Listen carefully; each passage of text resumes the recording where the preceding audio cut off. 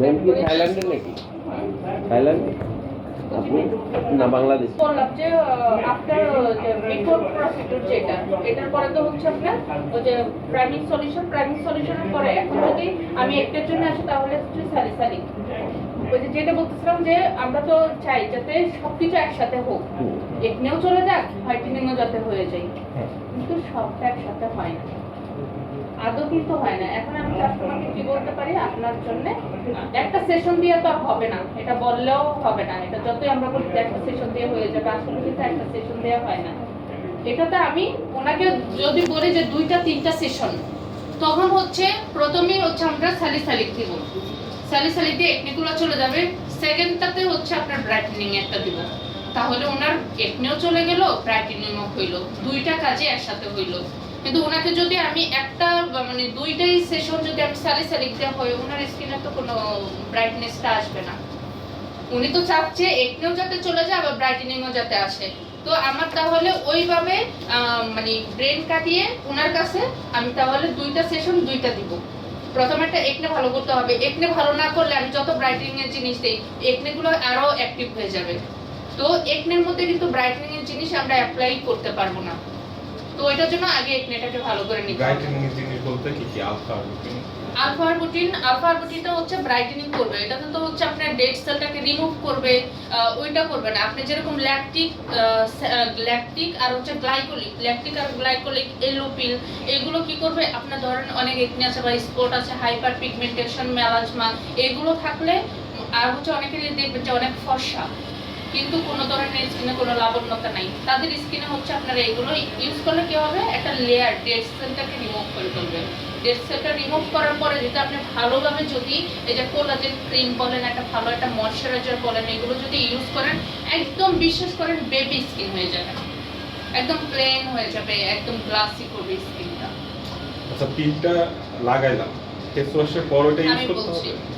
মানে মাঝখানে হচ্ছে শুধু পিল চেঞ্জ হবে, কেমিক্যাল।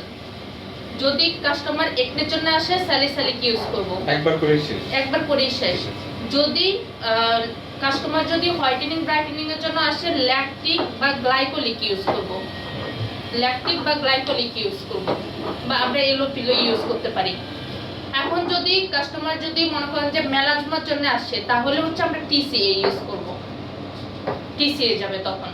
টিসিএ যদি অনেক বেশি পাওয়ারফুলটা থাকে, কম পাওয়ারফুল থাকলে তো আপনি যে প্রাইমিং সলিউশনের পরেই আপনি ওইটা অ্যাপ্লাই করে দিতে পারছেন। এখন যদি বেশি পাওয়ারফুল থাকে, ওনার স্কিন যদি অনেক সেনসিটিভ থাকে, আপনি কি করবেন, তখন তো কিছু করার নাই। তখন চাইলে হচ্ছে আপনি চাইলে একটু আলফা আরবুটিনও মিক্স করতে পারেন, চাইলে আলফা আরবুটিনও যদি না থাকে পানি মিক্স করতে হবে, কিছু করার নেই, টিসিএর সাথে পানি মিক্স করতে হবে। ন্যাচারালি ফেসে টিসে কত দিব? 45 দিব?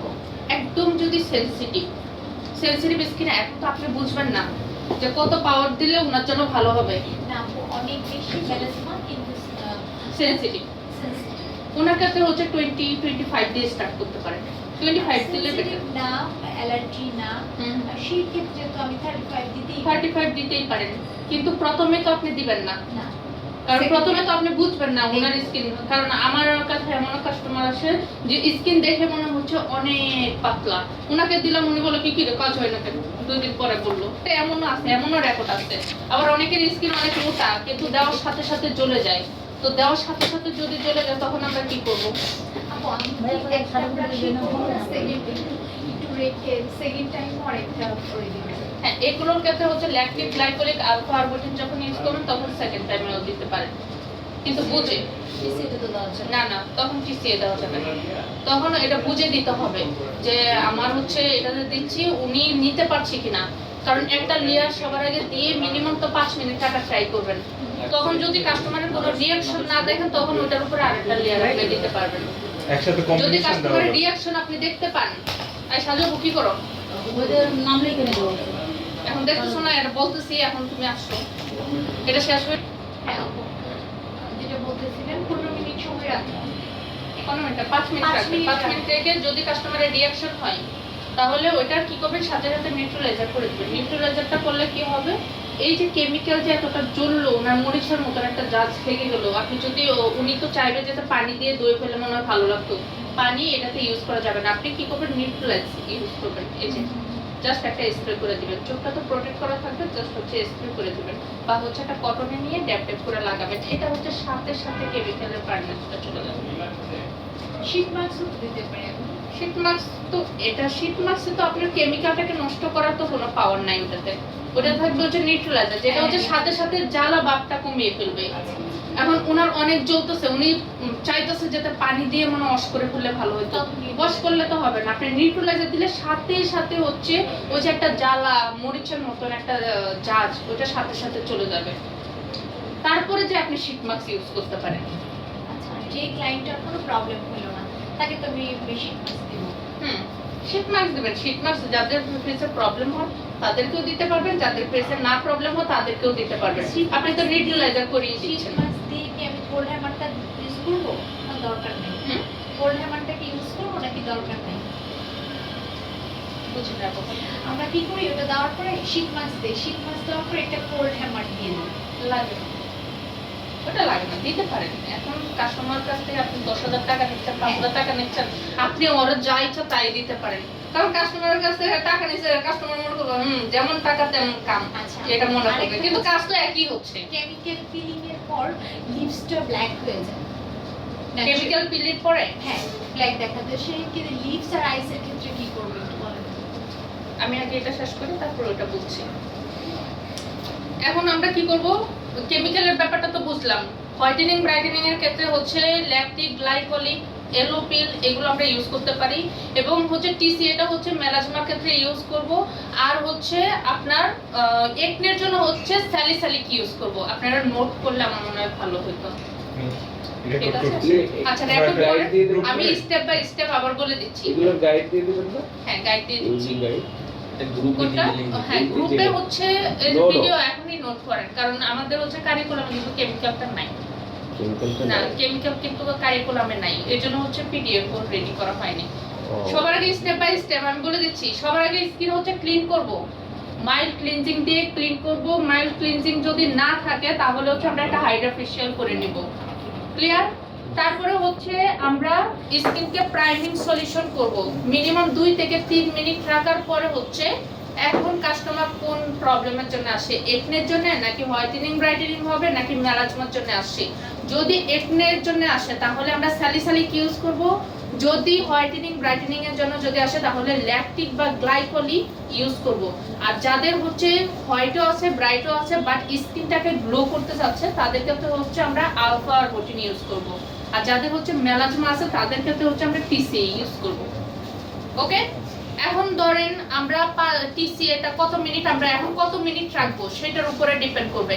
এখন হচ্ছে মিনিমাম হচ্ছে 5 থেকে 7 মিনিট হচ্ছে কেমিক্যালটা স্কিনে রাখা ট্রাই করব।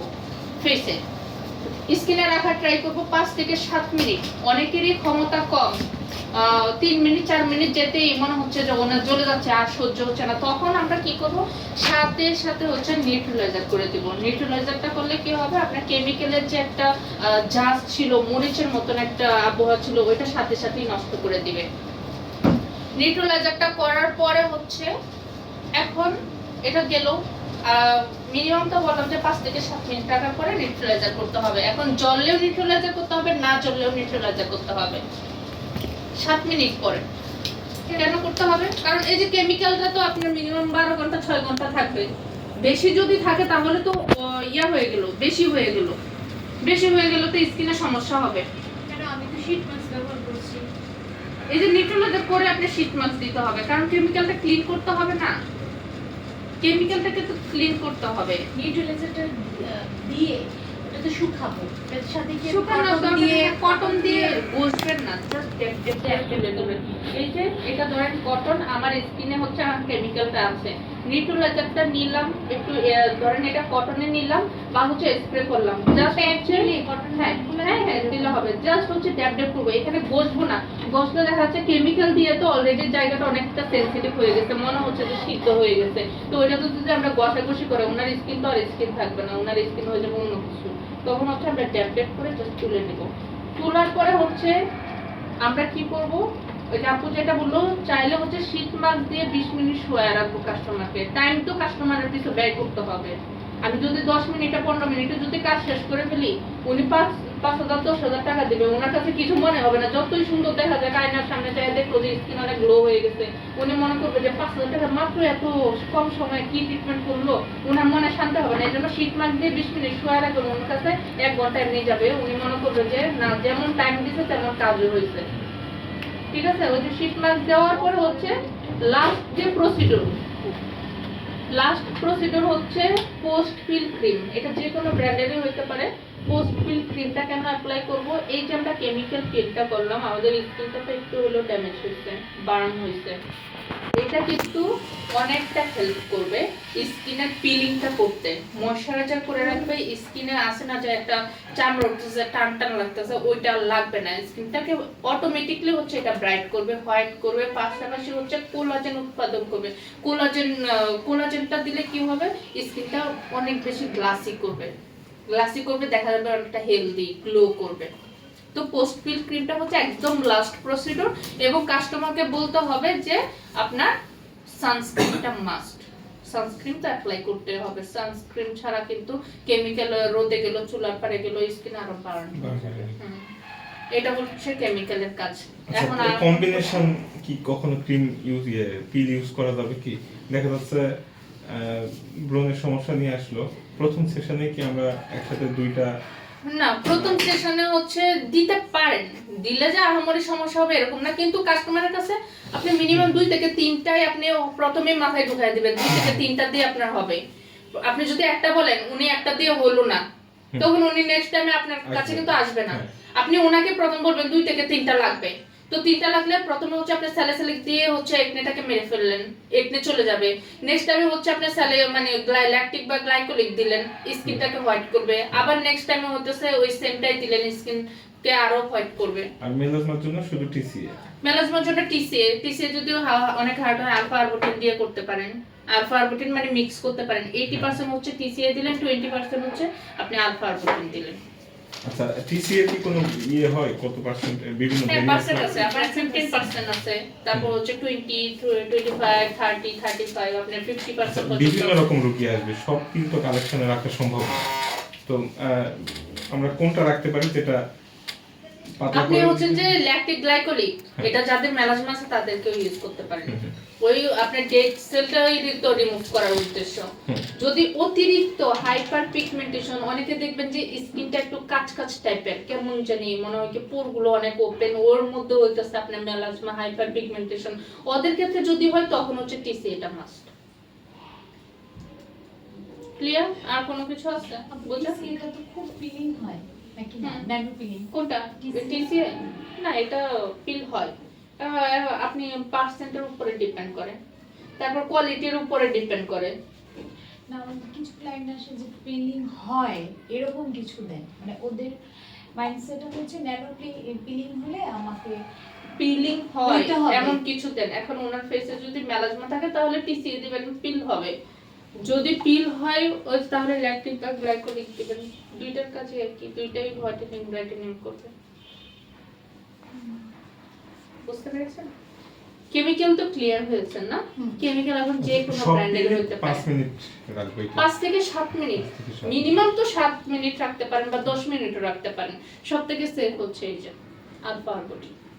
তারপর এলোপিল, রেটিনলের এলোপিল যেগুলো আছে, লিডারমা বা মেডিডারমা, ওইগুলো আপনি চাইলে 12 ঘন্টাও রাখতে পারেন। আপনার এই ইউজটা, এই যে প্রসিডিউর, এটা লিটারেচার আছে না প্রত্যেকটা ইস্যুর সাথে, কেমিক্যালের সাথে? আপনার ফাইন লাইন এগুলো দূর করার জন্য ওইগুলো দেওয়া থাকে। ফাইন লাইন থাকে না। আছে, wrinkles আছে, আমি ওইটার নিউ জন্য একটা পারচেজ retinol। করলে পারচেজ কারণ প্যাকেটে এটা থাকবে তো না? হচ্ছে কেন দেওয়া থাকে না আমি বলি। যদি সবগুলোতে দেওয়া থাকে তাহলে আমিও নিয়ে বাসায় যে ইউজ করা শুরু করব। হ্যাঁ, প্রবলেম, চোখে গেলে আমার চোখ অন্ধ হয়ে গেল, এগুলো তো কিন্তু চোখটা অনেক সেভ করব কি? মারাত্মক বিষয়। এটা হচ্ছে ওই যে কার আপনি তেলা তুলে দিচ্ছে, ওই যে কালো একটা চোখে দিয়ে দিচ্ছে না, ওইটা দিয়ে নিতে পারেন। চাইলে হচ্ছে একটা কটন দিয়ে নিতে পারেন চোখে। আপনি দিলে কিন্তু উঠাবে। থাক, সমস্যা নেই, আমার ওই যে ওটা দিয়ে ওকে, এটা তো ক্লিয়ার হয়েছে না? তাহলে আমি এটা রেখে দিই।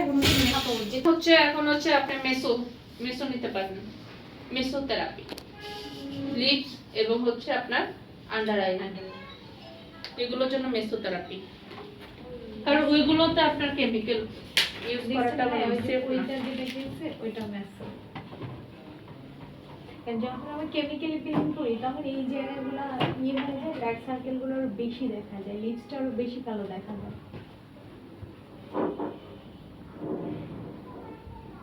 আর যখন হচ্ছে কাস্টমারকে বাসাতেও বলবেন যে একটু ময়শ্চারাইজার এগুলো ইউজ করতে, অবশ্যই যাতে চোখে না ই করে, চোখে গেলে কিন্তু অনেক প্রবলেম।